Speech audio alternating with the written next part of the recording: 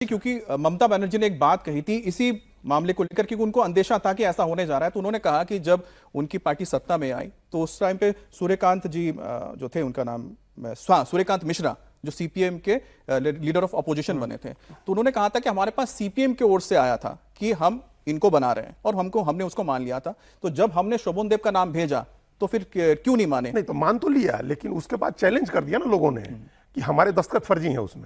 तो अब उसकी जांच हो रही है, सीआईडी को उसकी जांच गई है, बुलाया गया अभिषेक।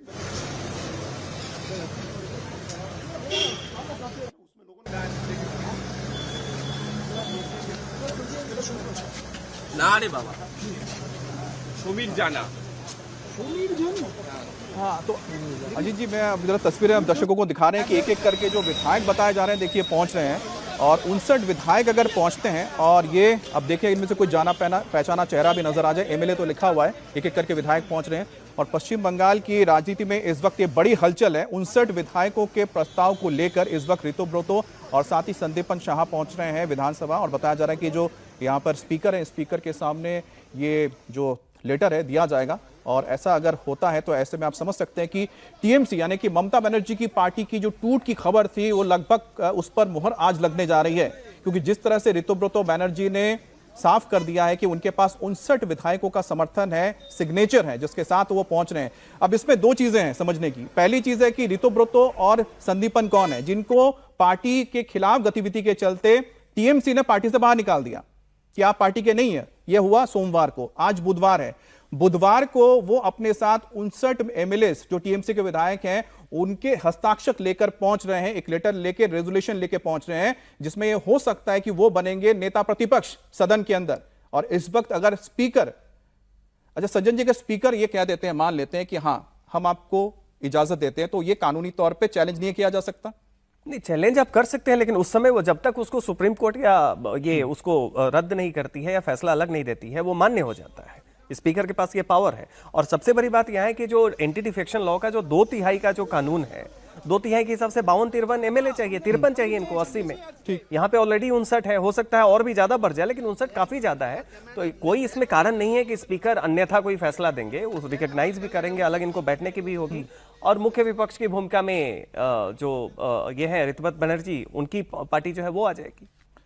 तो कल्याण बनर्जी की ओर से एक एक्सपर्ट ट्वीट किया गया, तो honourable speaker West Bengal legislative assembly, this is to inform you that All India Trinamool Congress had made the following appointments with the regard to the West Bengal Legislative Assembly leader of opposition Shri Shobhan Dev Chattopadhyay, deputy leader of opposition Srimati Ashima Patra and Srimati Noina Bandyopadhyay, chief whip Shri Firad Hakim।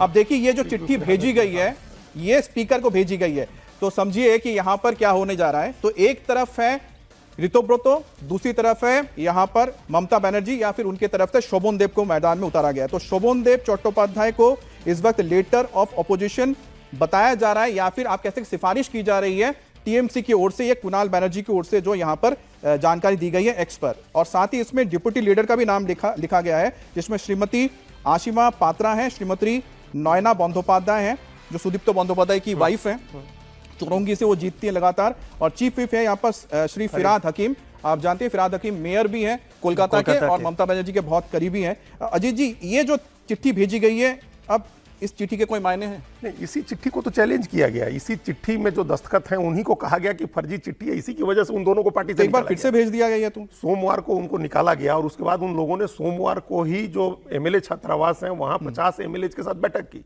तो 50 तो उनके साथ पहले से हो गए थे, कई मुस्लिम एमएलए थे जो नहीं आ रहे थे, थोड़े रिलक्टेंट थे, अब वो सब भी जुड़ गए हैं। तो ये टोटल संख्या 59-60 की हो गई है।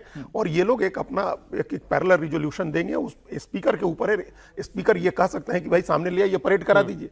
तो अगर 59 लोगों का परेड की करा देते हैं ये ऋतुव्रत बनर्जी जाकर के कि ये 59 लोग हैं हमारे, तो फिर वो उनका गुट हो गया, वो नेता प्रतिपक्ष हो जाएंगे। देखिए, कर्पूरी ठाकुर भी बिहार में नेता प्रतिपक्ष से हटाए गए थे और उसमें भी यही हुआ था कि उनके पास बहुमत नहीं है। जिनको बनाया गया है, जो ये लेटर लिख रहे हैं, सवाल है कि आपके पास टीएमसी में बहुमत है क्या? बहुमत का पूरा अगर ऋतुव्रत बनर्जी लेके जा रहे हैं तो स्पीकर के पास कोई और मतलब ऑप्शन भी नहीं है इसको मानने के अलावा। चलिए, मैं आपको बता रहा हूं, जिसका जिक्र कर रहा था कि ममता बनर्जी ने जो हवाला दिया था, तो एक बार फिर से इस चिट्ठी में हवाला क्या दिया गया है। देखिए क्या हालत हो गई है कि यहां पर टीएमसी की ओर से बताया जा रहा है कि 2001 में इसके बाद 2006 में, 2011 भी आता है, 2001 2006 में उनकी ओर से रिकमेंडेशन भेजा गया था कि इनको हम बना रहे हैं लीडर ऑफ द ऑपोजिशन, जिसको स्पीकर मान ले। लेकिन वो भी ये चाह रही है कि इसी परंपरा पर चलते हुए जो शोभन देव का नाम भेजा गया है टीएमसी की ओर से, उसको माना जाए।